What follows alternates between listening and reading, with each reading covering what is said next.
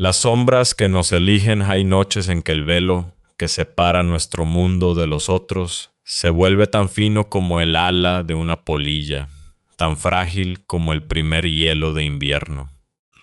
En esas noches, si uno presta la debida atención, puede sentir el pulso de realidades distintas latiendo junto a la propia.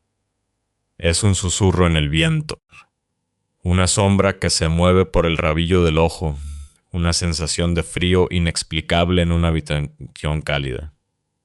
La mayoría de la gente ignora estas señales, atribuyéndolas al cansancio, a la sugestión, a un simple truco de la luz. Pero para algunos, aquellos cuyas almas, por destino o por desgracia, vibran en una frecuencia diferente, el velo no solo se vuelve fino. A veces se rasga, y a través de esa grieta las cosas pueden entrar o salir. Esta es la historia de 3 almas que, sin saberlo, se asomaron a esas grietas. Una niña que recibió un regalo envenenado, una joven que descubrió un privilegio nacido de la muerte, y una madre que se encontró cara a cara con la mujer que pudo haber sido.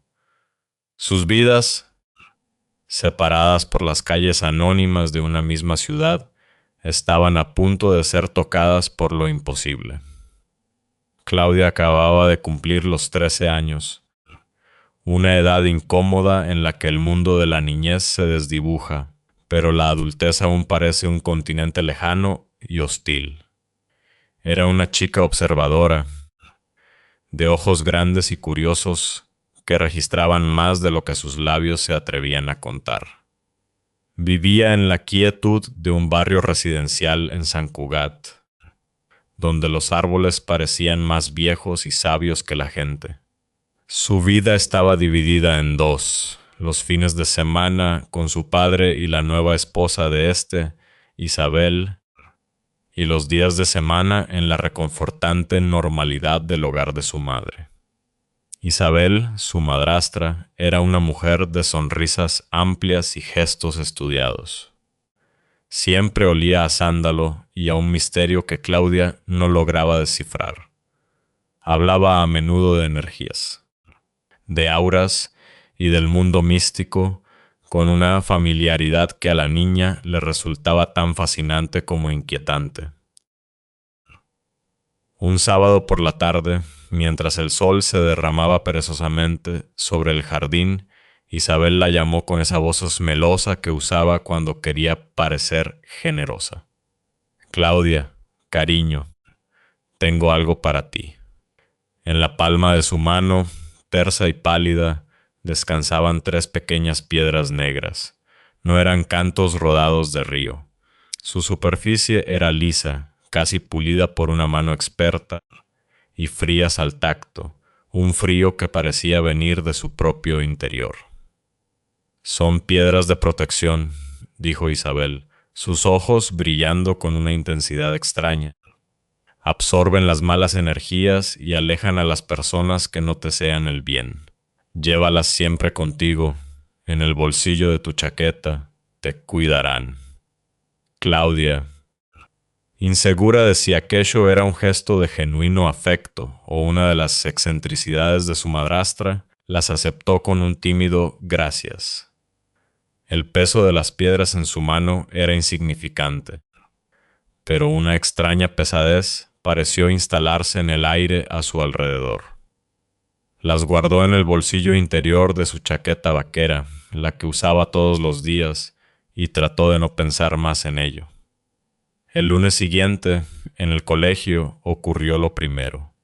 Lucía, su mejor amiga, la persona con la que compartía secretos susurrados en los pasillos y risas ahogadas en clase, la evitó. No fue algo sutil. Fue un rechazo frontal, un muro invisible que se había levantado entre ellas de la noche a la mañana. Cuando Claudia intentó acercarse en el recreo, Lucía retrocedió físicamente, con los ojos abiertos de par en par, llenos de un pánico que la dejó helada. Ni siquiera la miraba directamente. Se limitaba a fijar la vista en un punto por encima de su hombro derecho, como si viera algo que Claudia no podía ver. Los días se convirtieron en una tortura. El silencio de Lucía era más ruidoso que cualquier grito. La niña, herida y confundida, sentía la ausencia de su amiga como una amputación. El rechazo constante se acumuló en su pecho hasta que, una semana después, no pudo más. La desesperación la empujó a acorralar a Lucía por WhatsApp, una avalancha de mensajes que exigían una explicación. ¿Qué te he hecho? ¿Por qué no me hablas? Si necesitas algo, dímelo, por favor. La respuesta tardó horas en llegar. Un pequeño globo de texto que apareció en la pantalla de su móvil y que cambiaría para siempre su percepción de la realidad. No eres tú, Clau. Es lo que está contigo. Claudia sintió un escalofrío. ¿De qué hablas? Tecleó con dedos temblorosos. La explicación de Lucía llegó en un párrafo largo y aterrador. Le contó que ella, al igual que su madre, era sensible a estas cosas. Que desde el lunes, el día después de recibir las piedras, no podía ver a Claudia sin ver también a la criatura que la acompañaba. Es una sombra negra, escribió, mucho más alta que tú. No tiene cara, solo es vacío. Y está pegada a ti. Susurra cosas horribles en un idioma que no entiendo, pero que suena a odio. Mi madre dice que es un idioma antiguo, satánico. Lleva días susurrando cosas que, te juro, no querrías saber. Claudia leyó el mensaje una y otra vez, mientras el color se le escapaba del rostro. El mundo pareció inclinarse sobre su eje. La chaqueta con las piedras estaba colgada en el respaldo de su silla. De repente sintió que la observaba. Esa noche, el miedo era un animal vivo en su habitación. Cada crujido de la casa, cada sombra proyectada por la luz de la luna era una amenaza. Se acurrucó bajo las sábanas, intentando convencerse de que todo era producto de la imaginación de Lucía, una excusa cruel para terminar su amistad. Pero en el fondo de su ser, una voz fría le decía que su amiga no mentía. Se quedó dormida en un sueño inquieto, lleno de susurros guturales y la sensación de ser observada por ojos invisibles. Fue en esa frontera brumosa entre y la vigilia donde ocurrió. No fue una caída, sino una ascensión. Sintió unas manos invisibles, frías como el hielo y fuertes como el acero, que la agarraban por los tobillos y los hombros. No hubo violencia en el gesto, sino una fuerza implacable, decidida. Su cuerpo se despegó del colchón, flotaba, abrió los ojos de golpe, el corazón martilleándole en la garganta con la fuerza de un tambor de guerra. No era un sueño. La sensación era demasiado real. La presión en su pijama, el aire frío bajo su espalda, la vista de su propio techo a escasos centímetros de su cara. El pánico la paralizó, un grito ahogado en su garganta. Debajo de ella, la sombra. No podía verla, pero podía sentirla. Era una presencia densa, una mancha de oscuridad más profunda que la propia noche, que emanaba un frío maligno y una intención depredadora. Los susurros que Lucía había descrito ahora resonaban directamente en su mente, una cacofonía de sonidos siseantes y chasquidos que hablaban de dolor y desesperación. Con un esfuerzo sobrehumano, movió el brazo derecho, centímetro a centímetro, hacia la mesita de noche. Sus dedos rozaron la pared buscando a tientas el interruptor de la lámpara. Era su única esperanza. La fuerza que la sostenía pareció aumentar, como si la entidad supiera sus intenciones y quisiera alejarla de la luz. Finalmente, la punta de su dedo índice encontró el pequeño relieve de plástico. Lo presionó con toda la fuerza que le quedaba. La luz inundó la habitación en un destello cegador. Y en ese mismo instante, la fuerza que la sostenía desapareció. Cayó. El impacto contra el colchón fue brutal. Un golpe sordo que le sacó el aire de los pulmones y le hizo rebotar, golpeándose la cadera contra el borde de la cama. El dolor fue agudo, real, innegable.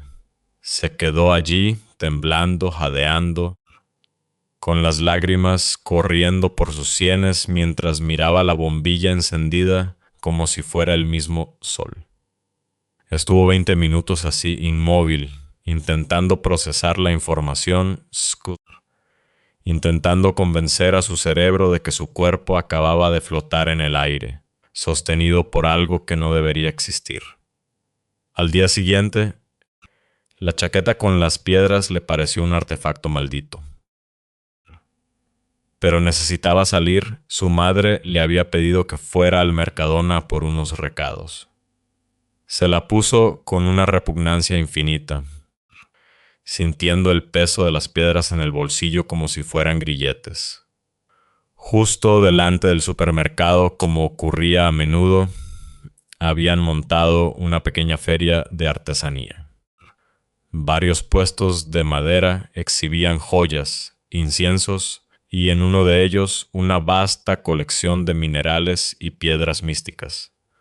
Mientras caminaba hacia la entrada, un hombre de uno de esos puestos la detuvo. Era mayor, con el pelo cano y unos ojos azules que parecían haber visto más allá del mundo tangible. Su rostro mostraba una genuina preocupación. «Perdona que te moleste, jovencita», dijo con una voz suave pero firme. «Soy Elías. Noto una energía muy extraña a tu alrededor. ¿Por casualidad llevas alguna piedra contigo?» Claudia se quedó petrificada. El mundo pareció detenerse. ¿Cómo podía saberlo? Instintivamente, sin decir una palabra, metió la mano en el bolsillo y sacó las 3 piedras negras.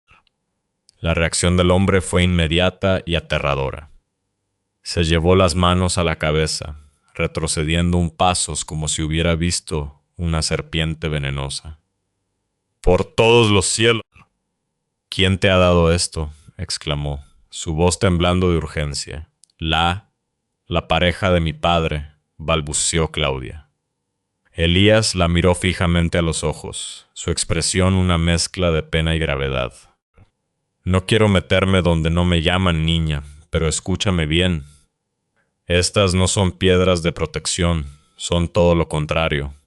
Son catalizadores, imanes para entidades oscuras y parásitas. Si la persona que te las dio entiende de piedras y te ha regalado esto, no quiere nada bueno para ti. Esta roca podría haberte costado la vida». Las piezas del puzzle encajaron en la mente de Claudia con una claridad dolorosa. El rechazo de Lucía, la sombra, los susurros, la levitación, todo era real. Y todo había sido orquestado por Isabel bajo su disfraz de generosidad y espiritualidad. Elías le explicó con calma y precisión lo que debía hacer. No podía simplemente tirarlas. Debían ser purificadas con sal y agua, y luego enterradas lejos de su casa, en un lugar donde no pudieran hacer más daño a nadie.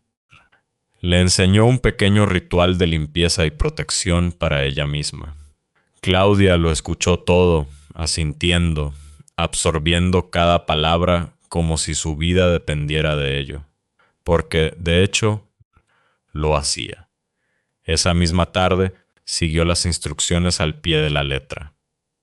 La semana transcurrió en casa de su madre, en una paz relativa, pero con la sombra del conocimiento acechando en cada esquina. Cuando llegó el fin de semana y tuvo que volver a casa de su padre, sintió un nudo de hielo en el estómago.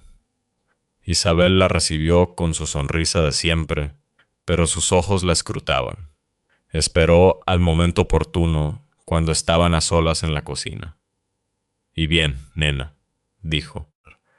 su tono casual pero cargado de una curiosidad depredadora.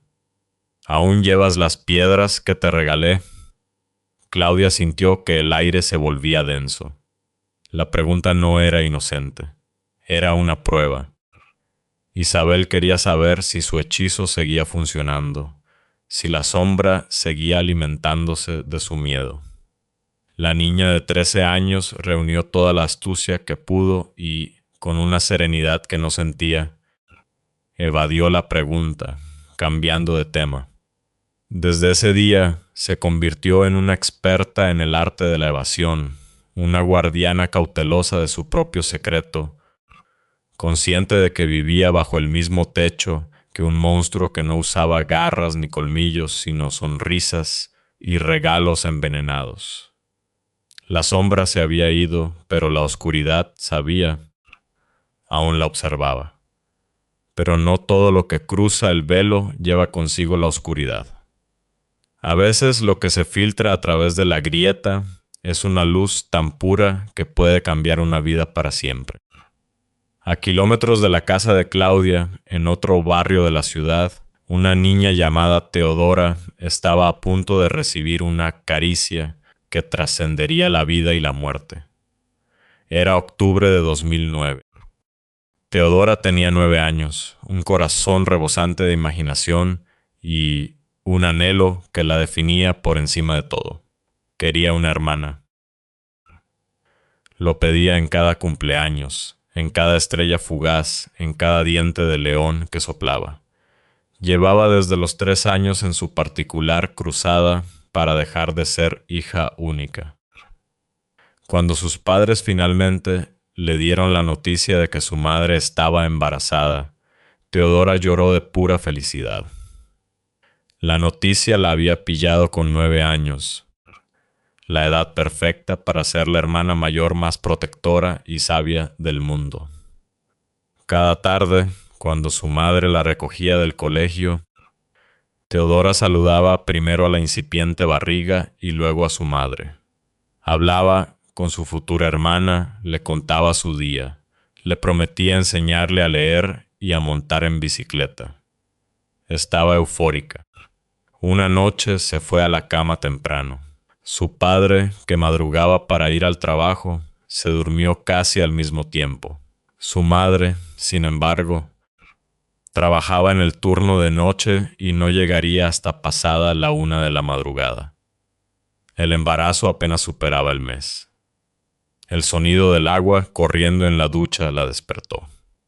Era su madre, que acababa de llegar. Teodora, que siempre había tenido problemas para dormir, aprovechó para ir al baño. Al salir, se asomó a la habitación de sus padres. Su madre estaba secándose el pelo y la saludó con una sonrisa cansada.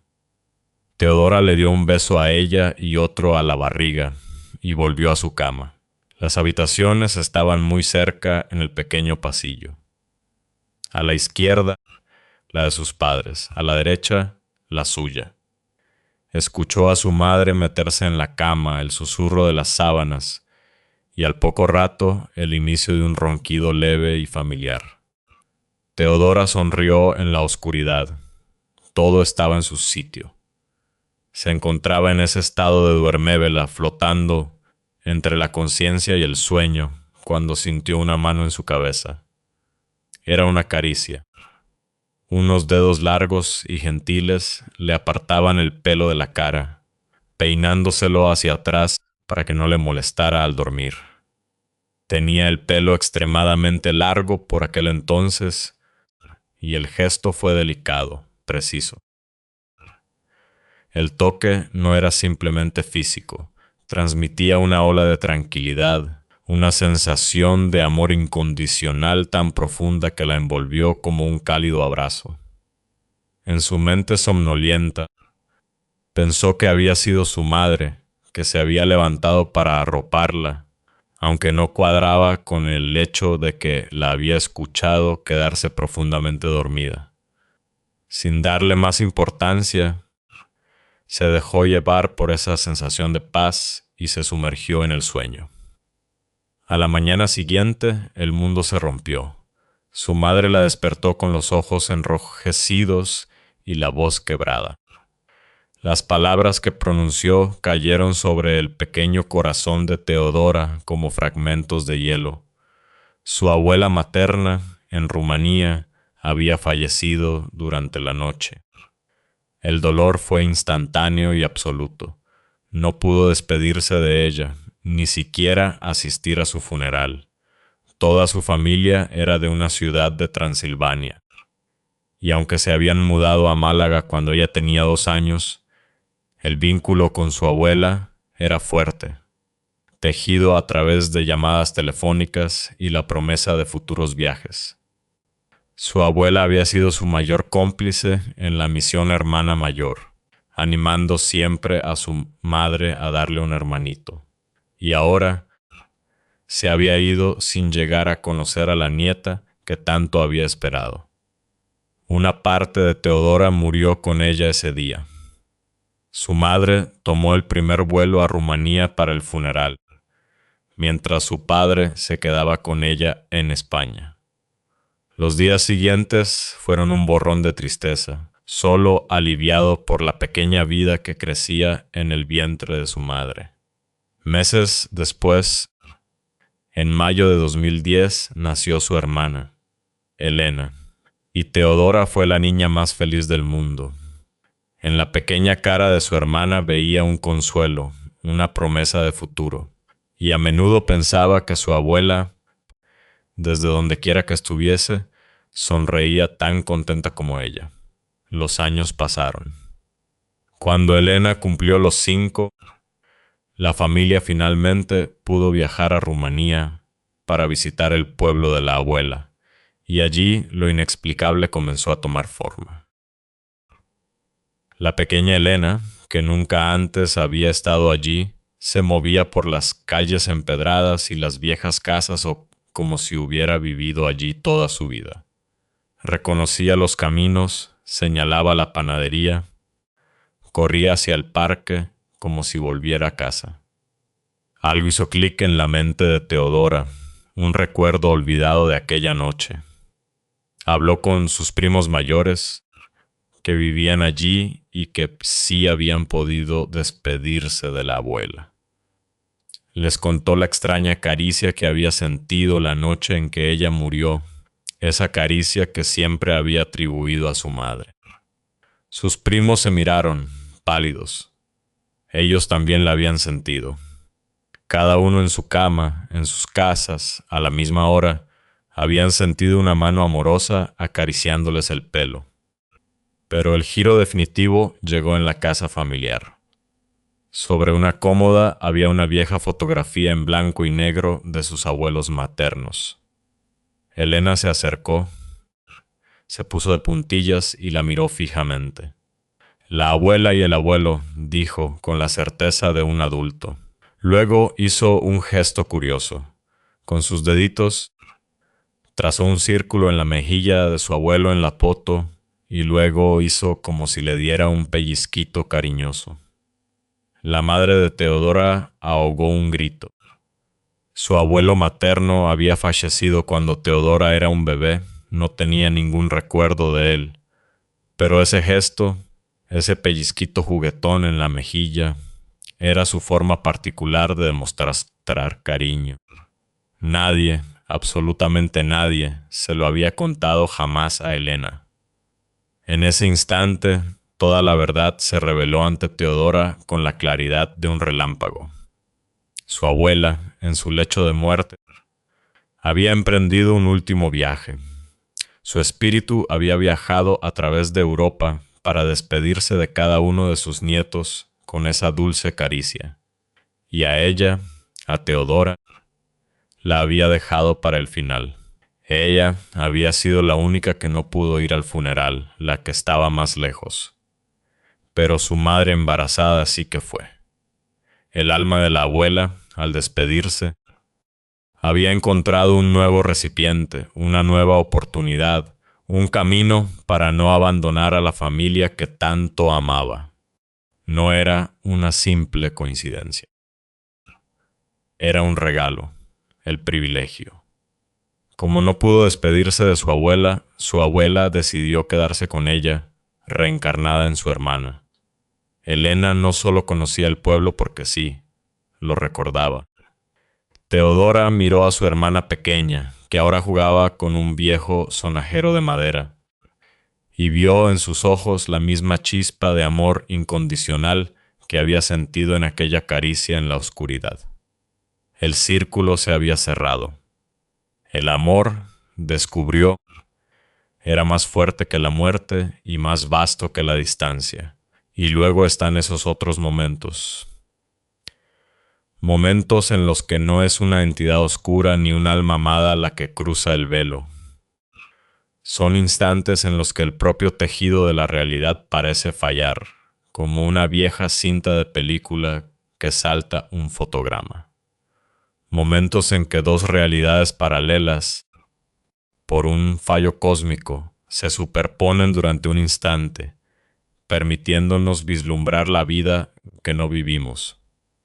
Para Mariana, una joven madre en la misma ciudad, esa falla se manifestó en el reflejo de una ventana de la cocina a las 4 de la madrugada.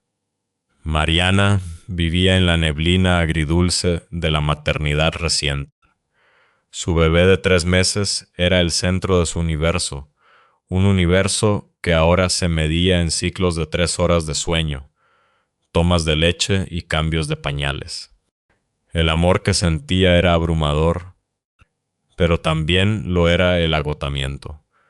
Su identidad se había disuelto en su nuevo papel, su cuerpo ya no le pertenecía del todo, y su reflejo en el espejo le devolvía la imagen de una extraña con ojeras, y el pelo siempre recogido en un moño desordenado. La madrugada del 10 de abril de 2023 fue como tantas otras. A las 4 psro Asamemo. El llanto de su bebé la sacó de un sueño pesado y poco reparador. Cogió el teléfono para mirar la hora justo en el momento en que los dígitos cambiaban de 4 psro a ceto 1. Se acomodó al bebé en el pecho y comenzó la toma. Pero esa noche el tiempo se comportó de forma extraña. Se estiró, se volvió denso y pegajoso. La toma, que normalmente duraba 20 o 30 minutos, pareció eterna. Sentía que habían pasado horas. Le dolía la espalda, la sed era insoportable, pero sabía que si apartaba al bebé, lloraría desconsoladamente. Así que aguantó, sintiendo cómo los minutos se convertían en una eternidad en el silencio profundo de la casa dormida. Cuando el bebé finalmente se quedó saciado y dormido, Mariana sintió que habían pasado al menos 2 horas. Se levantó con el cuerpo entumecido y caminó hacia la cocina a por un vaso de agua. La casa estaba en penumbra, solo iluminada por la luz anaranjada de una farola lejana que se filtraba por la ventana de la cocina. Mientras llenaba el vaso, su mirada se posó en su propio reflejo en el cristal. Pero la mujer que le devolvía la mirada no era ella. O mejor dicho, era ella, pero no era ella. El reflejo era innegablemente suyo, sus mismos rasgos, su misma estructura ósea. Pero todo lo demás era diferente. La Mariana real, la que sostenía el vaso de agua, llevaba el pelo largo y revuelto. Estaba algo subida de peso por el embarazo, y su pijama estaba manchado de leche materna. Sus ojos estaban hundidos por el cansancio. La mujer del reflejo, en cambio, llevaba el pelo corto, un corte elegante y moderno. Estaba impecablemente maquillada, incluso a esa hora intempestiva, y vestía un traje sastre de un intenso color azul rey, la chaqueta perfectamente entallada, la blusa de seda debajo. Su postura era erguida, segura. Su expresión no era de agotamiento, sino de una serena confusión. Mariana se quedó paralizada, con el vaso a medio camino de sus labios. Sabía que era ella y al mismo tiempo no lo era. Era como mirar a través de una ventana a otra dimensión, a otra línea temporal donde había tomado decisiones diferentes, donde quizás no tenía hijos, donde era una mujer de negocios exitosa que, por alguna razón, también estaba en su cocina a las 4 de la mañana. Lo más extraño de todo fue que la otra Mariana del reflejo parecía verla a ella con la misma incredulidad. Sus ojos, los mismos ojos, se encontraron a través del cristal y compartieron un instante de puro desconcierto. Ambas levantaron el vaso de agua y bebieron al mismo tiempo, un eco perfecto y surrealista. Se quedaron mirándose así, en un silencio que abarcaba universos, durante lo que parecieron 5 largos minutos.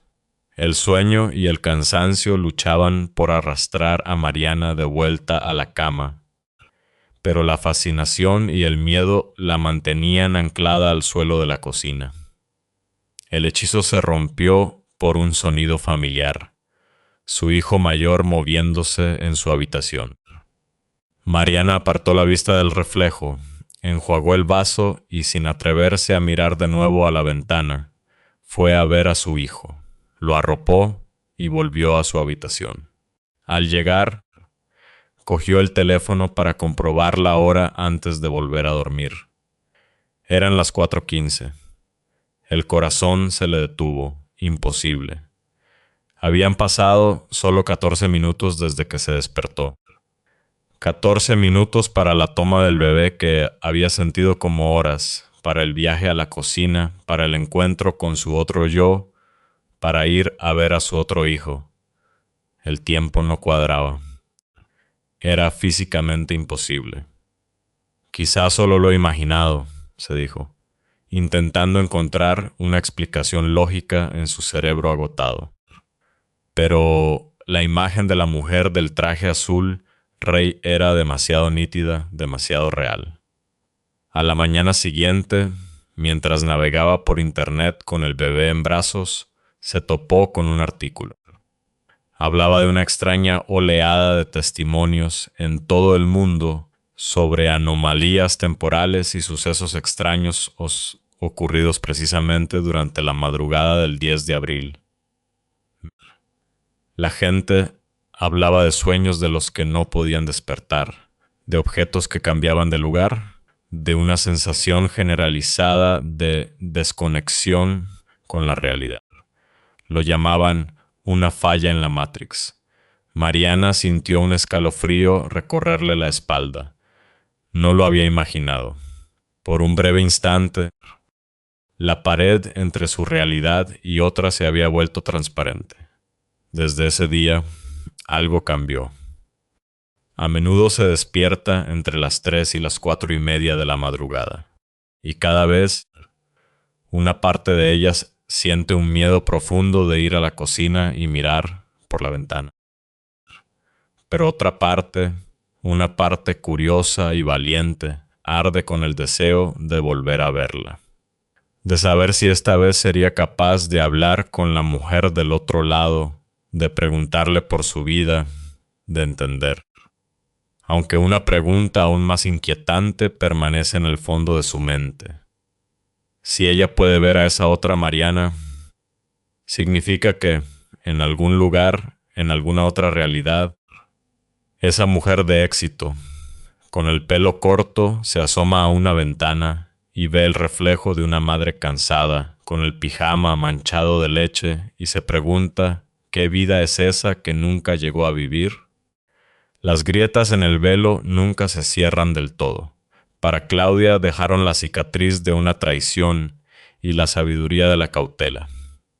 Para Teodora, revelaron un amor tan poderoso que pudo renacer de sus cenizas.